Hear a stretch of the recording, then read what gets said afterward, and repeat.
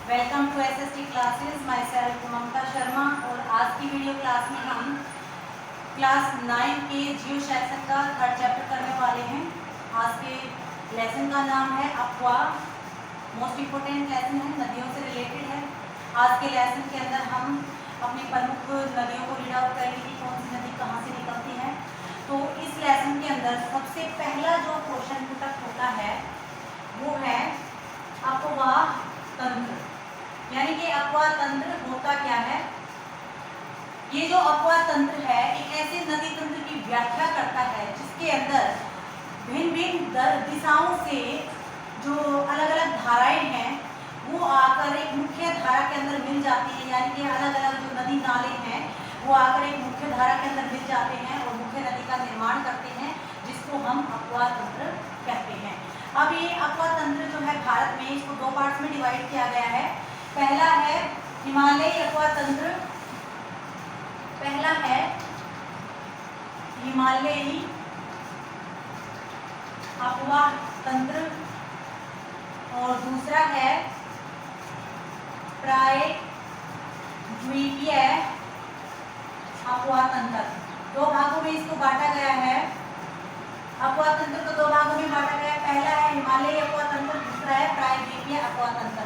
अब जो हिमालयी अफवाह तंत्र है इसके अंदर तीन नदियां प्रमुख हैं, सिंधु, गंगा और ब्रह्मपुत्र। तीन नदियां इसके अंदर प्रमुख हैं। सबसे पहली जो नदी है वो है सिंधु नदी। तो हम सिंधु से ही स्टार्ट करते हैं। सिंधु नदी जो तिब्बत में मानसरोवर झील है उसके पास से इसका उद्गम स्थल है। यहाँ से ये नदी निकलती है और फिर ये बहते हुए ऐसे और जो लद्दाख है उसके दम चौक से भारत के अंदर ऐसे एंटर करती है और उसके बाद में भारत के उत्तर पश्चिमी भाग में बहते हुए जो गिलगित का स्थान है वहाँ से ये नदी कहाँ चली जाती है, पाकिस्तान के अंदर। और ये कराची के पूर्वी भाग में बहते हुए यहाँ से ये बहते हुए ये नदी यहाँ से बहते हुए ये ऐसे ऐसे जाकर ये अरब सागर के अंदर मिल जाती है। लेकिन यहाँ पर ध्यान देने योग्य बात ये है कि अरब सागर में मिलने से पहले जो सिंधु नदी है उसके अंदर 5 और भी अन्य नदियाँ आकर मिलती हैं जो कि इसकी सहायक नदियाँ कहलाती हैं। 5 नदियाँ इसके अंदर आकर मिल जाती हैं अरब सागर में गिरने से पहले। अब ये 5 सहायक नदियाँ कौन कौन सी हैं? जो सिंधु की, सबसे पहले सिंधु की लंबाई जान लेते हैं, उसके बाद में हम इसकी सहायक नदियों के बारे में जानेंगे। तो सबसे पहला जो पॉइंट बनता है कि जो सिंधु है, सिंधु नदी है उसकी लंबाई क्या है। सिंधु नदी की लंबाई है 3180 किलोमीटर। अब है इसकी सहायक नदियां। सहायक नदियां कौन सी हैं इसकी? सबसे पहला नाम आता है झेलम नदी, दूसरी है इसकी चिनाब नदी और तीसरी है रावी, फिर है ब्यास और फिर है सतलुज नदी।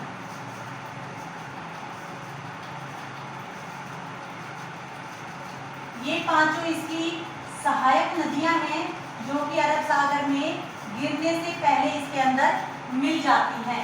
कौन कौन सी है? झेलम नदी, चिनाब नदी, रावी नदी, ब्यास नदी और सतलुज नदी। तो सबसे पहले हम जानेंगे झेलम नदी के बारे में। ये जो लोकेशन है कश्मीर के अंदर वैरीनाग का जो क्षेत्र है ये नदी वहां से निकलती है।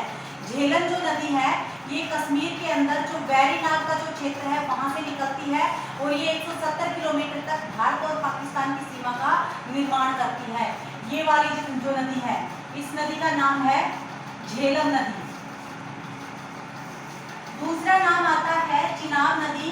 ये जो लोकेशन है ये K2 दर्रा है हिमाचल प्रदेश के, K12 हिमाचल प्रदेश के अंदर K12 दर्रा है जिसका नाम है लारा दर्रा। ये इसका उद्गम स्थल है, वहां से ये K12 लारा दर्रे से निकलती है ये वाली नदी। और ये कहाँ स्थित है? हिमाचल के अंदर। और हिमाचल में जब ये दो धाराएं निकलती है यहाँ से चंद्रापुर ढाका, और ये दोनों धाराएं आगे जाकर चिनाब नदी का निर्माण करती हैं, यानी कि जहाँ पर ये मिल जाती हैं वहाँ इसका नाम चिनाब पड़ जाता है। और ये सिंधु की सबसे सहायक नदी है, सबसे लंबी नदी है। और ये आगे जाकर जो दूसरी नदियाँ हैं यानी कि सतलुज है, व्यास है या रावी है, वो सारी की सारी किसके अंदर मिलती हैं? वो चिनाब के अंदर मिल जाती हैं। फिर तीसरा नाम जो है वो है रावी नदी। ये नदी यहाँ से निकलती है और इसमें चली जाती है। फिर तीसरा नाम है रावी नदी, यहाँ पर है रोहतांग दर्रा। ये नदी रोहतांग दर्रे से निकलती है और यहाँ से निकलकर ये कश्मीर पंजाब होते हुए, ये नदी कश्मीर पंजाब होते हुए पाकिस्तान के निकट ये किसके अंदर मिल जाती है, चिनाब नदी के अंदर मिल जाती है।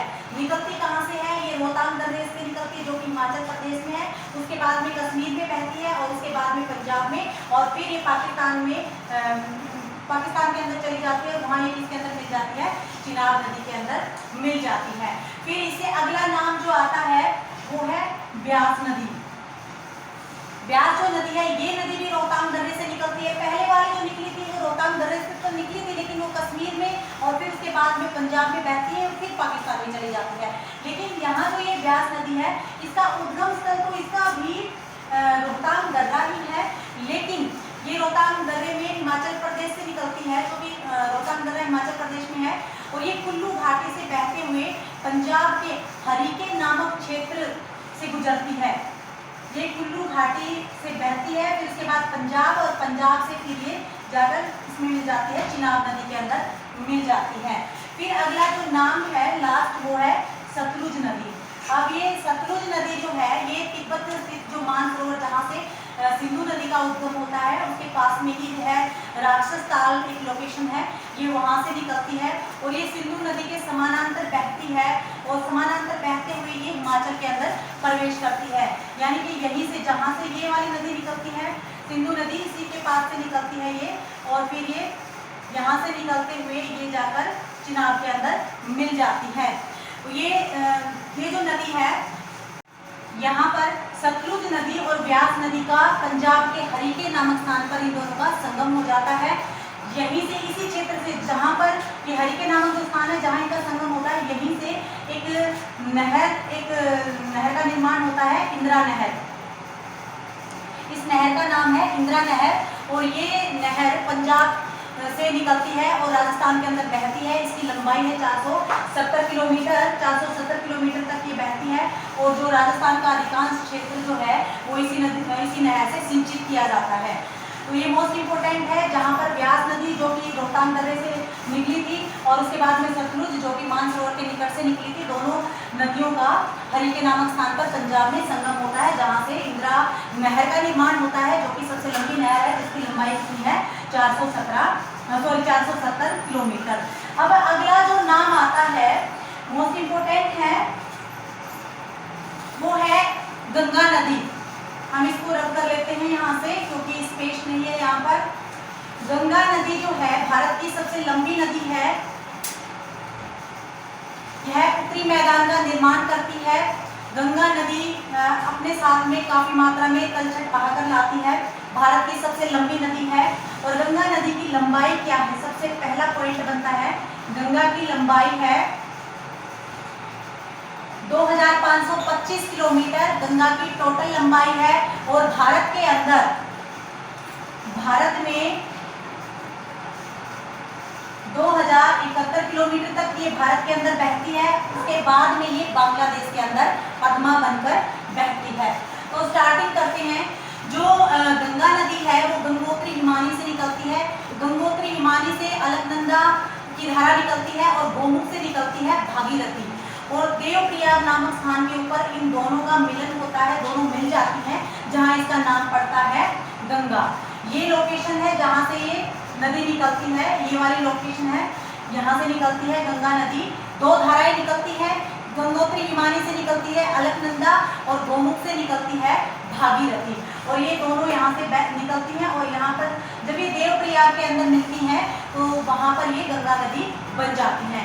उत्तराखंड से निकली गंगा उत्तर प्रदेश, बिहार और पश्चिम बंगाल तक बहती है। पश्चिम बंगाल के अंदर आने के बाद में ये जो नदी है यहाँ से निकली गोमुख से, यहाँ से ऐसे बहती हुई उत्तर प्रदेश बिहार से बहती हुई उत्तराखंड से निकलती है। ये यहाँ आकर ये दो धाराओं में बढ़ जाती है।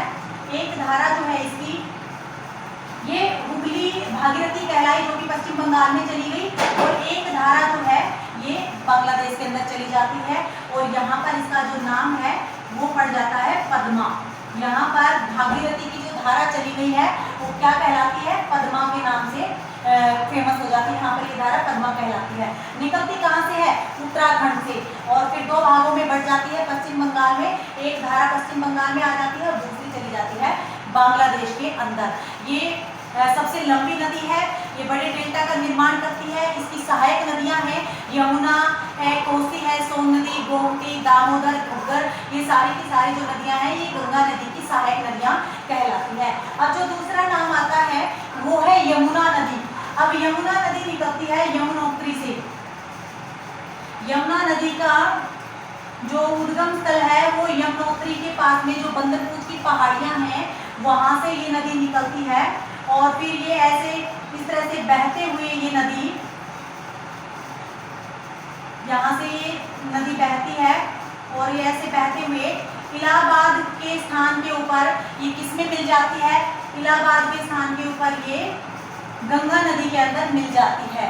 इलाहाबाद जो प्रयागराज है, जिसको आज हम प्रयागराज के नाम से जानते हैं, वहां पर आकर ये गंगा नदी के अंदर मिल जाती है। ये गंगा की सबसे बड़ी सहायक नदी है, और ये जो इलाहाबाद की जो लोकेशन है वहां पर आकर ये गंगा नदी के अंदर मिल जाती है।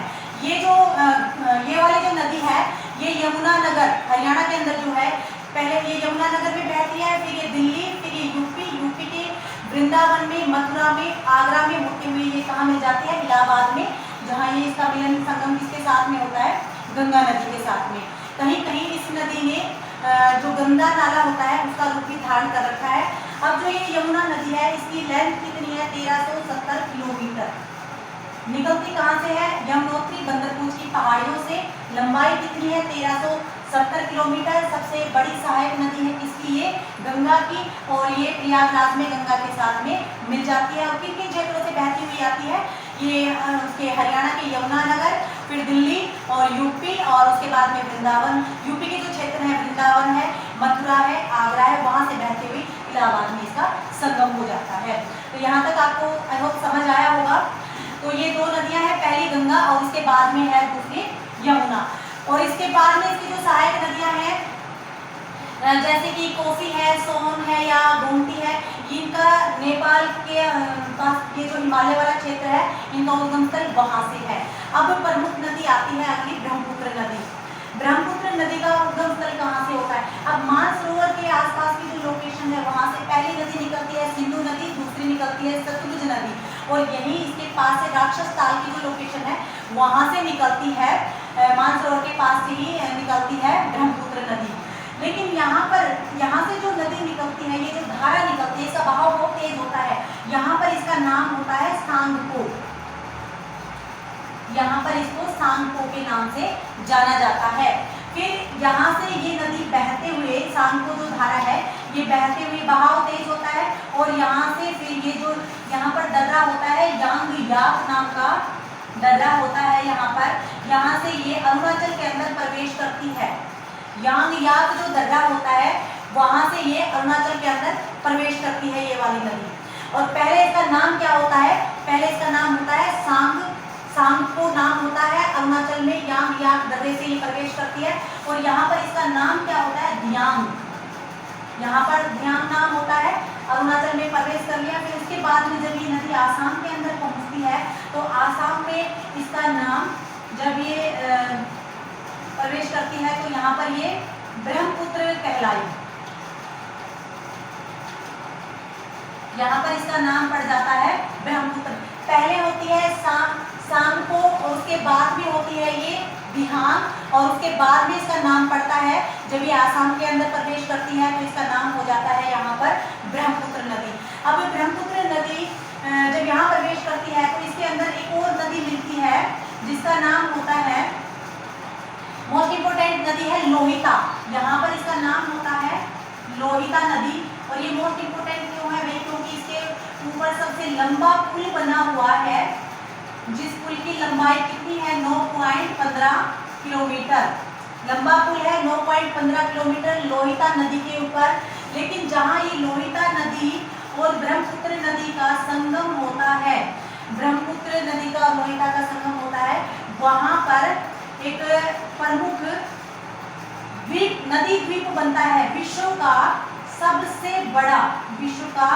सबसे बड़ा नदी द्वीप बनता है यहाँ पे, जिसका नाम है मांझोली। इसका नाम है मांझोली नदी द्वीप, मांझोली, जहां पर रोहिता और ब्रह्मपुत्र नदी का संगम होता है। वहां पर ये नदी विश्व का सबसे बड़ा लंबा नदी द्वीप बनाती है, जिसका नाम है मांझोली। और ब्रह्मपुत्र नदी आगे जाकर एक और नदी द्वीप बनाती है, वो छोटा नदी द्वीप है, जिसको हम उमानंदा के नाम से जानते हैं। ये बड़ा है और छोटा द्वीप कौन सा बनाती है? छोटा द्वीप उमानंदा, उमानंदा नामक छोटा द्वीप बनाती है। अब ये ब्रह्मपुत्र नदी पहले ये सालको थी, फिर धियांग बनी, अरुणाचल से प्रवेश किया, उसके बाद आसाम में आई, यहाँ ब्रह्मपुत्र कहलाई, और यहाँ फिर इसके बाद में ये जो बांग्लादेश है उसके अंदर एंटर करती है। और यहाँ पर जो भागीरथी की धारा आई थी, दो भागों में बटा था, हमने पहले रीड आउट किया है, दो भागों में ये धारा बट जाती है। एक तो यहाँ पर कहलाती है जो कि इसके अंदर पश्चिम बंगाल के अंदर प्रवेश करती है, ये भागीरथी की एक धारा जो हुगली भागीरथी कहलाई, और दूसरी धारा पद्मा कहलाई बांग्लादेश के अंदर। अब जहाँ ये दोनों नदियाँ मिलती हैं, यानी कि गंगा और ब्रह्मपुत्र का जहाँ संगम होता है, यहाँ पर अब इसका नाम पद्मा के स्थान पर क्या पड़ जाता है? मेघना। यहाँ पर ये मेघना कहलाई, यहाँ पर इस नदी का नाम मेघना पड़ जाता है। और फिर बाद में ये नदियाँ दोनों का संगम हो जाता है, और उसके बाद में ये बंगाल की खाड़ी में गिर जाती हैं। ये बाद में कहाँ गिरती हैं? बंगाल की खाड़ी में। तो ये थी ब्रह्मपुत्र नदी। इस ब्रह्मपुत्र नदी के ऊपर विश्व का सबसे बड़ा नदी द्वीप बना हुआ है। और जो गंगा नदी है, जो भागीरथी है, यहाँ से जहाँ से निकलती है, वहाँ पर सबसे बड़ा बांध टिहरी बांध बनाया है, जो कि सबसे ऊंचा भी है। यहाँ पर कौन सा बांध बना हुआ है? टिहरी बांध। ये भागीरथी नदी पे बना हुआ है, भागीरथी जो धारा है, टिहरी बांध बना हुआ है यहाँ पर।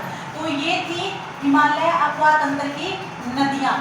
मोस्ट इंपोर्टेंट है ये नदियाँ हिमालय अक्वा तंत्र की। लेकिन एक बात और यहाँ पे निकलती है कि 1960 के अंदर, 1960 में एक जल संधि हुई थी।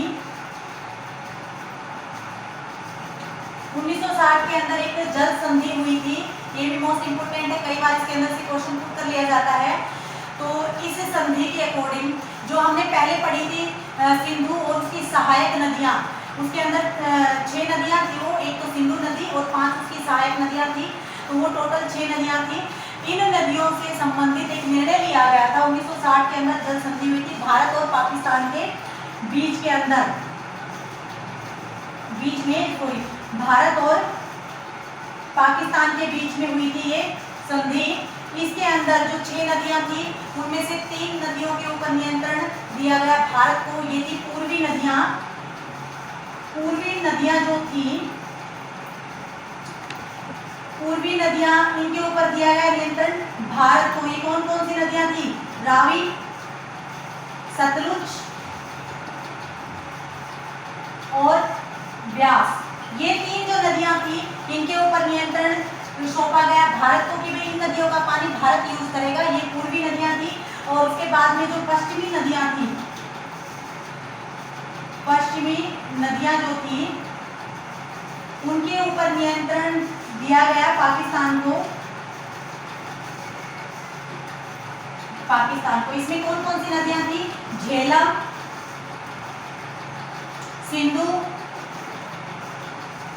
और चिनाब। ये 3 नदियां जो थी, ये पश्चिमी नदियां हैं। पूर्वी नदियां कौन सी है? रावी, सतलुज और ब्यास। इनका पानी भारत यूज करेगा। और पश्चिमी नदियां पाकिस्तान, झेलम, पश्चिमी नदियां जो है झेलम नदी, सिंधु नदी और चिनाब, इन 3 नदियों का पानी कौन यूज करेगा? पाकिस्तान यूज करेगा। ये समझौता हुआ था 1960 के अंदर। जो 6 नदियां थी, उनको 3 पार्ट्स में 2 पार्ट्स में उनको डिवाइड कर दिया गया था। पूर्वी नदियां, उनके ऊपर भारत का नियंत्रण रहेगा, और पश्चिमी नदियों के ऊपर पाकिस्तान का नियंत्रण रहेगा। तो ये थी हमारी आज की प्रमुख नदियाँ जो कि हिमालय अक्वा तंत्र से बिलोंग करती हैं। ये सारी नदियाँ, सिंधु नदी और उसकी सहायक नदी, उसके बाद में गंगा नदी, और गंगा की सहायक नदियाँ कौन कौन सी थी? यमुना, कोसी, सोन नदी, गोमती नदी, दामोदर नदी और घग्गर नदी, और उसके बाद में फिर ब्रह्मपुत्र नदी। ये है सारी हिमालय अक्वा तंत्र की नदियाँ। अब इसी ये ही जो कंटेंट है, इसी के अंदर से एक क्वेश्चन और पुटअप किया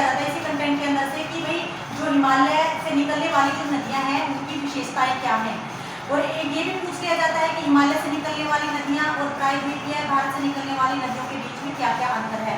तो अभी जो हमने कॉन्सेप्ट पढ़ा है इसके अंदर से जो क्वेश्चन बना है कि हिमालय से निकलने वाली नदियों की विशेषताएं क्या है। सबसे पहली बात आपने अभी भी देखा होगा गंगा की लंबाई कितनी है 2525 किलोमीटर। उसके बाद में हमें जो सिंधु नदी थी उसकी लंबाई थी 3180 किलोमीटर और जो ब्रह्मपुत्र नदी है, ब्रह्मपुत्र जो है उसकी लंबाई है 2900 किलोमीटर।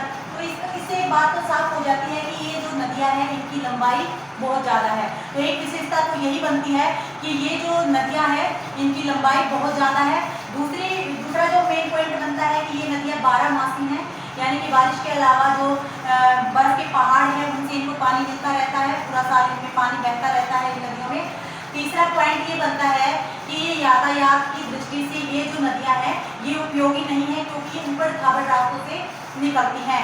फिर अगला पॉइंट ये बनता है कि इन नदियों के अंदर अपर्दन की जो क्षमता होती है वो बहुत ज़्यादा होती है। अपर्दन की क्षमता कैसे होती है कि ये नदियाँ ऊंचे ऊपर खाबड़ जो इलाके होते हैं, पर्वतीय क्षेत्र होते हैं, वहाँ से बहते हुए पहाड़ों से बहती हुई निकलती हैं। तो ये अपने साथ में जब ये ऊपर से नीचे की तरफ बहती हैं, मैदानी भागों की तरफ बहती हैं, तो ये स्पीड से आती हैं और अपने साथ में कंकड़ पत्थर बजरी सारी चीज़ों को बहा कर ले आती हैं।